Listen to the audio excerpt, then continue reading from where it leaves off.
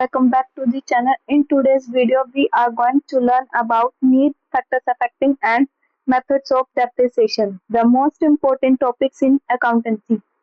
In our previous lesson, we learned that depreciation, understanding the meaning and causes of depreciation. The next, understand the need for depreciation one by one. First is to find the true means depreciation को business का expense माना जाता है। अगर depreciation charge नहीं किया जाएगा तो बिजनेस का प्रॉफिट एक्चुअल से ज्यादा दिखाई देगा। इसलिए हर अकाउंटिंग ईयर डेप्रिसिएशन रिकॉर्ड किया जाता है ताकि करेक्ट प्रॉफिट कैलकुलेट हो सके। फॉर एग्जांपल, अगर बिजनेस की इनकम 2 लाख रुपीज है और मशीन का डेप्रिसिएशन 20,000 है तो एक्चुअल प्रॉफिट कितना माना जाएगा? 1,80,000। Next, to show the true value of assets means fixed assets जैसे कि मशीनरी, बिल्डिंग और फर्नीचर टाइम के साथ wear and tear usage. The true value of assets means fixed assets जैसे कि क्या क्या होती हैं? मशीनरी होगी, बिल्डिंग होगी और फर्नीचर टाइम के साथ वियर और टियर यूसेज की वजह से अपनी वैल्यू लूज करती हैं। अगर डेप्रिसिएशन चार्ज नहीं किया जाएगा तो बैलेंस शीट में एसेट की वैल्यू ओरिजिनल कॉस्ट पर ही दिखाई देगी, जो सही नहीं होगी। इसलिए डेप्रिसिएशन जो है चार्ज करने से एसेट की एक्चुअल वैल्यू बैलेंस शीट में शो होती है। Next, to follow the matching principle. Matching principle के अकॉर्डिंग जिस पीरियड में रेवेन्यू अर्न होता है उसी पीरियड्स के रिलेटेड एक्सपेंसेस भी एसेट कई सालों तक इनकम अर्न करने में हेल्प करती हैं। इसलिए उनकी कॉस्ट को एक ही साल में एक्सपेंस नहीं बनाया जाता, उस कॉस्ट को उनकी यूजफुल लाइफ में डेप्रिसिएशन के थ्रू डिस्ट्रीब्यूट किया जाता है। एसेट रिप्लेसमेंट मींस हर साल डेप्रिसिएशन चार्ज करने से बिजनेस धीरे धीरे एसेट की कॉस्ट रिकवर करता रहता है। जब एसेट अपनी यूजफुल लाइफ कंप्लीट कर लेता है और रिप्लेस करना पड़ता है तब बिजनेस के पास उस रिप्लेसमेंट के लिए फाइनेंशियल सपोर्ट अवेलेबल होता है। Next, to comply with accounting standards. Accounting principles और अकाउंटिंग स्टैंडर्ड्स के अकॉर्डिंग डेप्रिसिएशन चार्ज करना नेसेसरी है। इससे क्या होगा कि financial statements true and fair view present करती है और बिजनेस की फाइनेंशियल पोजीशन सही तरीके से दिखाई देती है। Next, to determine the correct cost of production means manufacturing business में डेप्रिसिएशन को कॉस्ट ऑफ प्रोडक्शन का पार्ट माना जाता है। अगर डेप्रिसिएशन इंक्लूड नहीं किया जाएगा तो गुड्स जो कॉस्ट कम दिखाई देगी, इसलिए डेप्रिसिएशन इंक्लूड करना जरूरी है ताकि प्रोडक्ट्स या सर्विसेज की करेक्ट कॉस्ट कैलकुलेट हो सके।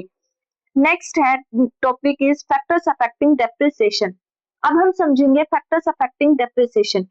फैक्टर्स अफेक्टिंग डेप्रिसिएशन का मतलब है वो फैक्टर्स या रीजंस जो डिसाइड करते हैं कि किसी एसेट पर कितना डेप्रिसिएशन चार्ज किया जाएगा। So first is cost of the asset. Depreciation सबसे पहले एसेट की ओरिजिनल कॉस्ट पर डिपेंड करता है। अगर एसेट की कॉस्ट ज्यादा होगी तो जनरली डेप्रिसिएशन भी ज्यादा होगा। अगर एसेट की कॉस्ट कम होगी तो डेप्रिसिएशन भी कम होगा। फॉर एग्जाम्पल, एक मशीन की कॉस्ट 10 लाख रुपीज है और दूसरी मशीन की कॉस्ट 2 लाख रुपीज है। सेम डेप्रिसिएशन रेट होने पर 10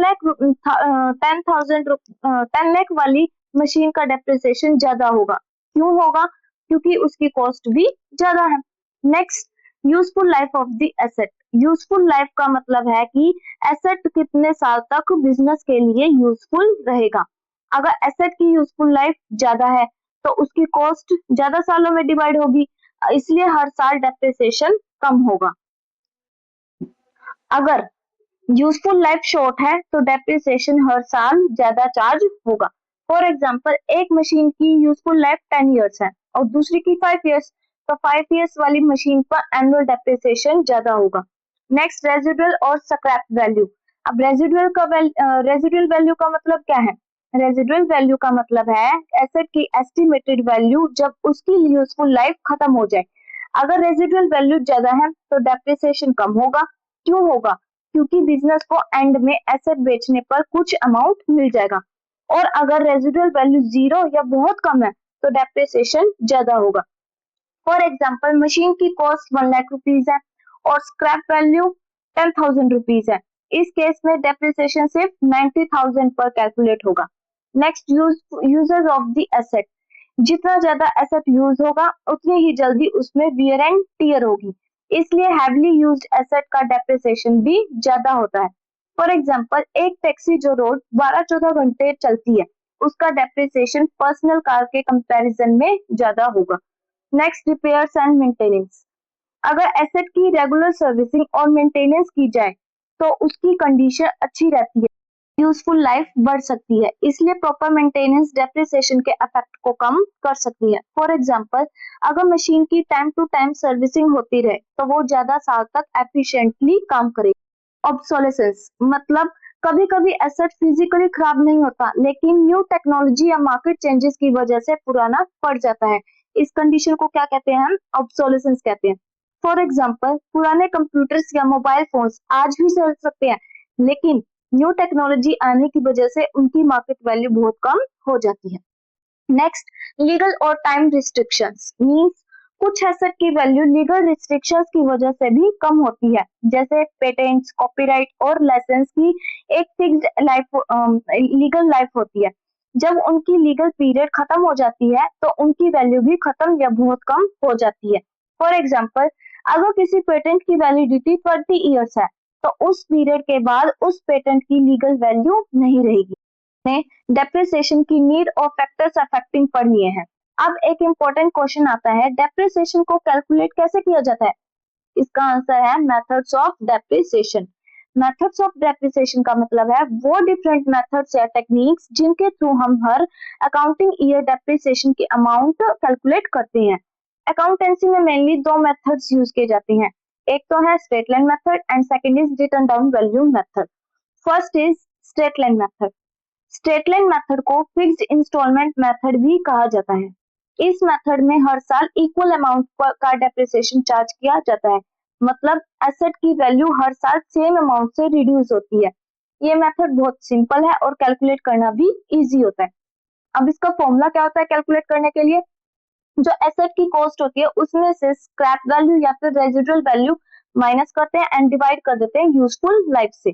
फॉर एग्जांपल, सपोज एक मशीन की कॉस्ट 1 लाख रुपीज है और उसकी रेजिडुअल वैल्यू 10,000 रुपीज है और यूजफुल लाइफ 5 इयर्स। तो डेप्रिसिएशन कैसे कैलकुलेट करेंगे? एक्चुअल कॉस्ट यानी कि 1 लाख में से 10,000 लेस करेंगे, कितना आएगा? 90,000 एंड देन उसको डिवाइड कर देंगे 5 से। तो हमारे पास कितना डेप्रिसिएशन चार्ज हुआ? 18,000 पर ईयर, मतलब हर साल 18,000 रुपीज का डेप्रिसिएशन चार्ज होगा, चाहे फर्स्ट ईयर हो या फिर 5th ईयर। डेप्रिसिएशन की अमाउंट जो है वो क्या रहेगी? सेम रहेगी। अब ये मेथड किसके लिए सुटेबल होता है? ये मेथड उन एसेट के लिए सुटेबल है जो हर साल इक्वल बेनिफिट्स देते हैं, जैसे furniture, buildings, office equipments etcetera. Next method is written down value method. इस मेथड को हम डिमिनिशिंग बैलेंस मेथड भी कहते हैं और रिड्यूसिंग बैलेंस मेथड भी कहा जाता है। इस मेथड में डेप्रिसिएशन ओरिजिनल कॉस्ट पर नहीं बल्कि बुक वैल्यू पर कैलकुलेट किया जाता है। अब बुक वैल्यू हर साल कम होती रहती है, इसलिए डेप्रिसिएशन की अमाउंट भी हर साल कम होती जाती है। अब इसको कैलकुलेट करने का फॉर्मूला क्या है? बुक वैल्यू से रेट ऑफ डेप्रिसिएशन को क्या कर देता है? मल्टीप्लाई, यानी book value multiply rate of depreciation. For example, machine की कॉस्ट 1 लाख रुपीज है एंड डेप्रिसिएशन रेट 10%। तो कैसे कैलकुलेट करेंगे? फर्स्ट ईयर का 1 लाख का 10% 10,000, तो हमारे पास बुक वैल्यू कितनी आई? 1 लाख माइनस 10,000 90,000 रुपीज। अब सेकेंड ईयर जब डेप्रिसिएशन चार्ज होगा वो 1 लाख पर नहीं 90,000 पर होगा, यानी बुक वैल्यू पर। तो 90,000 का 10% 9,000। अब बुक वैल्यू कितनी आएगी? 90,000 माइनस 9,000 81,000 रुपीज। ऐसे ही नेक्स्ट ईयर का कैलकुलेट करेंगे डेप्रिसिएशन तो 81,000 पर कैलकुलेट होगा। 81,000 का 10% 8,100 रुपीज। नोटिस करो कि डेप्रिसिएशन की अमाउंट जो वो हर साल कम होती जा रही है क्योंकि बुक वैल्यू भी रिड्यूस हो रही है। अब ये मेथड किसके लिए सुटेबल है? ये मेथड उन एसेट्स के लिए सुटेबल है जो स्टार्टिंग ईयर्स में ज्यादा वैल्यू लूज करते हैं, जैसे मशीनरी, व्हीकल्स, कंप्यूटर्स एक्सेट्रा। अब कोई मुझे स्ट्रेट लाइन मेथड और रिटर्न डाउन वैल्यू मेथड में डिफरेंस बता सकता है? Let's start. फर्स्ट डिफरेंस है एसएलएम, यानी स्ट्रेट लाइन मेथड जो है वो हर साल इक्वल डेप्रिसिएशन चार्ज होता है, but return down value method में डेप्रिसिएशन हर साल कम होता जाता है। नेक्स्ट डिफरेंस है कि स्ट्रेट लाइन मेथड जो इसमें depreciation original cost per calculate होता है, but return down value method में डेप्रिसिएशन बुक वैल्यू पर कैलकुलेट होता है। ऐसे ही SLM जो है वो कैलकुलेट करना इजी होता है, but return down value method जो वो कैलकुलेशन बहुत थोड़ी कॉम्प्लेक्स होती है उसमें। एंड स्ट्रेट लाइन मेथड में क्या होता है, एसेट की वैल्यू जो है वो यूनिफॉर्मली डिक्रीज होती है, but return down value method में एसेट की वैल्यू वैल्यू इनिशियल ईयर्स में ज्यादा रैपिडली डिक्रीज होती है। अब देखो, आज हमने डेप्रिसिएशन के दोनों इंपॉर्टेंट मेथड्स नीड और फैक्टर्स अफेक्टिंग समझे। दोनों मेथड्स का ऑब्जेक्टिव एक ही है, एसेट की कॉस्ट को उसकी यूजफुल लाइफ के दौरान सिस्टमैटिकली एक्सपेंस के रूप में एलोकेट करना। अगर वीडियो हेल्पफुल लगी हो तो प्लीज चैनल को लाइक, शेयर और सब्सक्राइब करना ना भूलें। Thank you so much.